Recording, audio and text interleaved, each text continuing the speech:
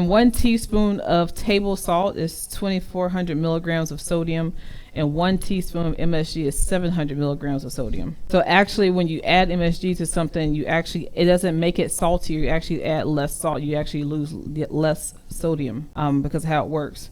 So every time we've made recipes in here, I always talk about glutamates. Y'all have heard me talk about glutamates, right?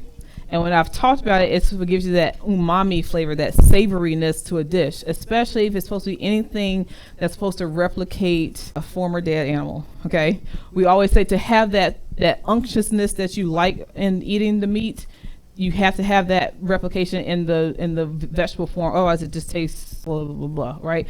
So we add these things that have lots of glutamates in them because that's what adds the flavor. That's what gives us that, that tastes good, right? Which is our fifth taste profile, which is called umami. Umami it's a Japanese word which means savory in English, okay?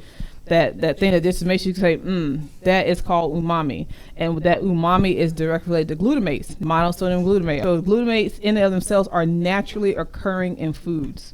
Okay, so MSG naturally occurs in food. It's not a man-made thing. It's in most of your meats, which is why meats can taste so savory and good when you cook them up really well. That's why it does taste so good. It's the MSG that's in them, right? So I just wanted to let you all know it is a naturally occurring compound. So there some things are good, some things are bad. You don't want too much of anything because they have this thing. It's called Chinese restaurant syndrome. That's an actual syndrome, okay?